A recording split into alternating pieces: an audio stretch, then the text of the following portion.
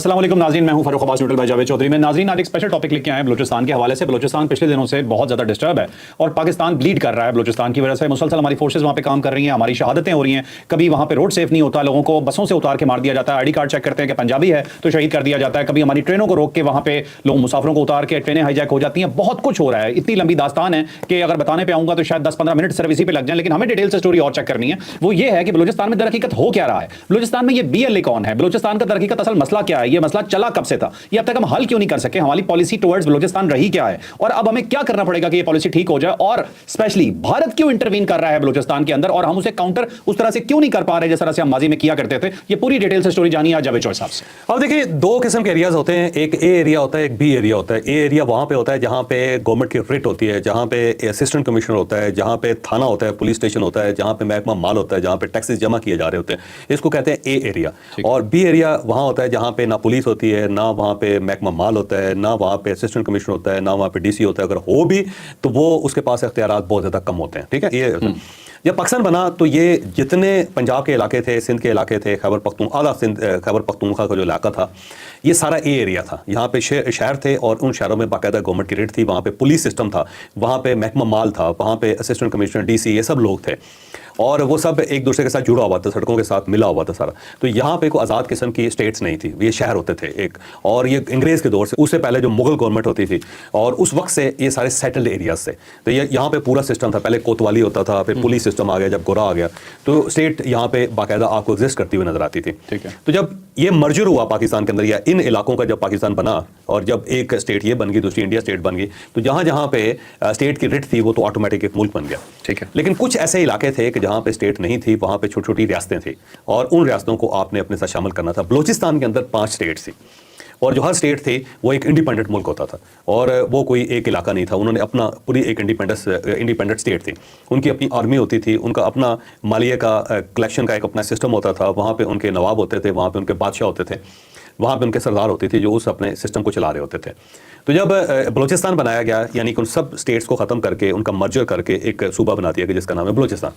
तो ये एक तो ये सारी जो स्टेट्स हैं वो इंडिपेंडेंट थी, ये किसी एक इलाके की स्टेट नहीं थी, लेकिन इन सबको जोड़ के एक पूरा सूबा बना दिया गया था जिसका नाम बलूचिस्तान हमने रखा था बलोचों की वजह से, क्योंकि यहाँ पे बलोची जुबान बोली जाती थी और मैक्सिमम जो ट्राइब थे वो बलोच ट्राइब थे, तो इसका नाम फिर बलूचिस्तान रख दिया गया। लेकिन ये पहले एग्जिस्ट नहीं करता था, ये पाकिस्तान बनने के बाद बनने के बाद ये करता था। और वहाँ पे कुछ इलाके थे जहाँ पे पुलिस की रिट थी, वहाँ पे या स्टेट की रिट थी, जैसे कि कोयटा है, तो कोयटा जो था ए एरिया था, इस ज़ियारत का जो इलाका है वो ए एरिया था। तो कुछ ऐसी जगह थी जो ए एरियाज में आती थी, वो समझे कि बलूचिस्तान का हिस्सा ही नहीं था, वो बलूचिस्तान से बिल्कुल अलग थे। ठीक, और बाकी जो स्टेट्स थी वो इंडिपेंडेंट स्टेट थी। तो जब उन्हें पाकिस्तान के साथ मर्ज कर दिया गया, एक एग्रीमेंट हुआ इन नवाबीन के साथ या सरदारों के साथ, उन्होंने पाकिस्तान को की हमायत का ऐलान कर दिया। कायदे-ए-आज़म मोहम्मद अली जिन्ना से मिले वो, और उन्होंने अपने आप को सरेंडर कर दिया और स्टेट का अपने आप को हिस्सा डिक्लेयर कर दिया। तो वहाँ पे एक क्राइसिस पैदा हो गया। क्राइसिस ये था कि हर जो बादशाह था उसकी अपनी एक फौज होती थी। अब उस फौज का क्या किया जाए, तो उसका हल ये निकला था कि इसी फौज को इसी तरह इंटैक्ट रखा जाए, क्योंकि इसको मेन आर्मी के अंदर दाखिल नहीं कर सकते, क्योंकि उसकी वजह यह है कि एज इनकी ज़्यादा है और दूसरा ये है कि इनकी वो ट्रेनिंग नहीं है जो फौज की ट्रेनिंग होती है। ऐसा नहीं होता कि इनको पाक फौज के अंदर मर्ज कर दिया जाए कि इन सबको उठाएं और पूरी एक बलोच रेजिमेंट बना दें और उसमें ये लोग मर्जर हो सकें, तो ऐसा मुमकिन नहीं था। कोई किसी की उम्र 30 साल है, किसी की 35 साल है, किसी की 40 साल है, कोई 50 साल का है, तो वो ज़ाहिर है उस जो फौजी को रेगुलर आर्मी के अंदर शामिल नहीं किया जा सकता। तो फिर ये फैसला किया गया कि इस फौज को इसी तरह रख लिया जाए, इसका नाम लेवीज दे दिया जाए और इनको जो इलाका है, जो उसका अपना इलाका है, स्टेट है, और उसके अंदर अमन अमान की जो लॉ एंड ऑर्डर की जो सूरत हाल है वो इनके कंट्रोल में दे दी जाए कि अब आपने अमन अमान कंट्रोल करना है, आप इन्हें मुजरिमों को गिरफ्तार करना है, सरदार ने उनको सजा देनी है, ताकि ये है कि थोड़ा सा सरदार की बिरिट वहाँ पे रहे और इन लोगों को रोजगार भी मिलता रहे। और ये बी एरिया, ये इसको फिर बी एरिया करार दिया गया। तो अब ये बी एरिया जो था, जनरल परवेज़ मुशर्रफ के दौर तक ये बी एरिया था और वहाँ पे लेवीज थी और हर नवाब को हर महीने उसके पैसे दे दिए जाते थे लेवीज को। मतलब नवाब ये कहता था जी मेरे पास इतनी लेवीज हैं, इतनी राइफलें चाहिए उनको, और ये मेरा किला है जिसके अंदर वो रहेंगे और इनका राशन है। तो वो एक बिल देता था स्टेट को, स्टेट ने उसके साथ एक सेटलमेंट की हुई थी कि हम आपको हर महीने पैसे दे देंगे, लेकिन लॉ एंड ऑर्डर आपकी जिम्मेदारी, हमारी जिम्मेदारी नहीं है। तो सड़कों को भी प्रोटेक्ट करते थे, जो मेन शहर हैं उनको भी प्रोटेक्ट करते थे। वहाँ पे अगर मुजरम छुपता था उसको गिरफ्तार भी करते थे, कुछ स्टेट का मुजरम भाग के वहाँ पे जाता था उसको गिरफ्तार करके स्टेट के हवाले भी करते थे। और वहाँ पे जो इंसाफ का मामला था, जो लॉ एंड ऑर्डर का मामला था, उनके कंट्रोल में होता था। ठीक है, तो अब ये चलता रहा। जब जनरल परवेज़ मुशर्रफ का दौर आया, उससे पहले कई ऑपरेशन हुए, कई मतलब जो इवन जुल्फ़िकार अली भुट्टो साहब के दौर पे गवर्नमेंट भी वहाँ पे खत्म हुई, फिर वहाँ पे एक ऑपरेशन भी किया गया बड़ा खौफनाक किस्म का।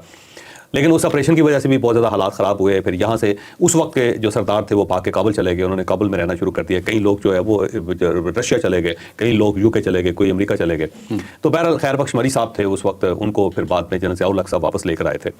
تو یہ ایک لمبی تاریخ ہے, اس تاریخ کو اگر دہرائیں گے تو اس کا فائدہ کوئی نہیں ہے. لیکن بہرحال اس کے اوپر جو روشنی ڈالی گئی زیادہ وہ انوار الحق کاکڑ صاحب نے ڈالی, جو سابق پرائم منسٹر بھی ہیں, اور ان کے ساتھ ہم نے ایک بڑا لمبا ویلا کیا تھا 2-3 قسطوں میں. تو میں چاہوں گا کہ ساتھ ڈسکرپشن میں آپ وہ لنک بھی شیئر کر دیں تاکہ لوگ اس کو انڈرسٹینڈ کر سکیں. وہ کیونکہ خود بلوچ ہیں تو انہوں نے اس ہسٹری کو, اس چیز کو زیادہ بہتر طریقے سے انہوں نے لیبریٹ کیا. تو میں نہیں چاہتا کہ میں اپنی نالائکی کا اظہار کروں کہ ان کے سامنے, کیونکہ ان کے زیادہ تو وہ آپ اس کو زیادہ ڈیٹیل کے ساتھ وہاں پہ انڈرسٹینڈ کر سکتے ہیں. انہیں کچھ چیزیں پتہ بے شمار پتہ کہ وہ خود بلوچ ہے نا, ان کو زیادہ پتہ, اور میموری بڑی زبردست ہے, بندہ بڑا زبردست ہے, پڑھا لکھا آدمی, کوئی شک نہیں ہے. تو بہرحال اس کے بعد جنرل پرویز مشرف کے دور میں اس بی ایریا کو ختم کیا گیا, اے ایریا کو بڑھا دیا گیا. لیکن بعد میں پھر جب پاکستان پیپلز پارٹی کی گورنمنٹ آئی اور اس وقت کیونکہ سرداروں کی ضرورت ہوتی تھی, ہر گورنمنٹ کو سرداروں کی ضرورت ہوتی تھی, تو پھر دوبارہ جو ہے نا اس کو انڈو کر دیا گیا تھا, جس کی وجہ سے زیادہ مسائل پیدا ہو گئے.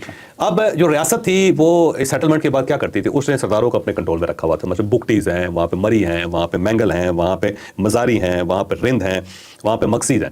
تو ان سب کو ریاست نے اپنے کنٹرول میں رکھا ہوا تھا. تو وہ کرتے یہ تھے کہ بگٹی جو تھے ان کو اپنے ساتھ ملا لیا, ان کو چیف منسٹر بنا دیا, یا فوری طور پہ آپ نے مینگل کو اپنے ساتھ ملا لیا, مینگل کو, اور مینگلز کو پھر وہاں پہ گورنر بنا دیا. تو ان یا وہی MPs بن گئے, یا وہیں سے MNAs بن کے, وہیں سے سینیٹر بن گئے. تو یہ سردار جو تھے وہ سینیٹر بنتے تھے, سردار ہی MPs بنتے تھے, سردار ہی منسٹر بنتے تھے, سردار ہی چیف منسٹر بنتے تھے, اور سردار ہی وہاں پہ گورنر بنتے تھے. کسی عام آدمی کو یہ اوپر نہیں آنے دے رہے تھے. عام آدمی نہ ہونے کے برابر تھا ہی نہیں. اگر وہاں پہ عام آدمی آیا بھی ہے تو وہ صرف JUI کی مدد سے آیا. JUI نے وہاں پہ عام آدمی کو وہاں پہ انہوں نے باقاعدہ پروموٹ کیا. اس کے علاوہ کوئی بھی پارٹی جو تھی اس کے اندر سارے کے سارے سردار بلڈ جو تھا وہ ہمیشہ اوپر آتے تھے. پھر جو خزانہ تھا وہ بھی سرداروں کے پاس چلا جاتا تھا, کیونکہ جب وہ گورنمنٹ میں آ جاتے تھے تو جو پیسے بھی وفاق سے ملتے تھے وہ سارے کھا جاتے تھے. تو اس کے اندر نہ سڑکیں بنتی تھی, نہ وہاں پہ ڈیم بنتا تھا, نہ وہاں پہ بجلی بنائی جاتی تھی, دی جاتی تھی, نہ ہی اس کے علاوہ وہاں پہ کوئی ڈیولپمنٹ ہوتی تھی. آج بھی انڈسٹری نہیں ہے, آپ یہ دیکھیں بلوچستان کے اندر کسی جگہ کوئی انڈسٹری نہیں ہے سوائے مائننگ کے. تو وہاں سے مائننگ ہوتی ہے. اب اگر انڈسٹری نہیں ہے تو جابس کہاں سے ملیں گے؟ پھر وہاں پہ اسکول نہیں بننے دیا جاتے تھے, کالج نہیں بنتے تھے. سب کا کہنا تھا کہ اگر کالج بنیں گے تو یہ لوگ پڑھ جائیں گے تو پھر نوکریاں مانگے, تو نوکریاں کہاں سے دیں گے, نوکریاں تو یہاں پہ ہے نہیں. سرکار جو ہے وہ اتنی چھوٹی ہے کہ اتنی بڑی اس وہاں پہ سارے لوگ کھپ نہیں سکتے. اور دوسرا یہ ہے کہ وہاں پہ جو ایجوکیشن کا معیار ہے وہ نہیں ہے کہ لوگ جاب کے اندر آ کے وہاں پہ اپنا کام چلا سکیں. یہی وجہ ہے کہ پنجاب کے سندھ کے لوگ وہاں پہ زیادہ ہیں, کیونکہ کام کرنے والے لوگ یہی ہیں. یہ ایون راج مزدوری بھی یہی کرتے ہیں کام, پھر فیکٹریوں کے اندر تھوڑی بہت جو انڈسٹری ہے اس کے اندر یہی کام کرتے ہیں.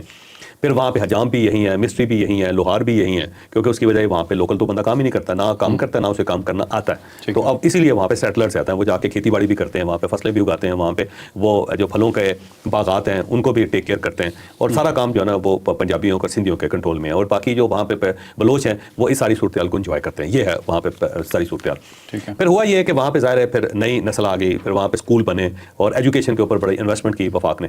تو وہاں سے جب نئی نسل بنی تو اب اس نے دیکھا کہ ہمارے پاس تو فیسلٹی نہیں ہے.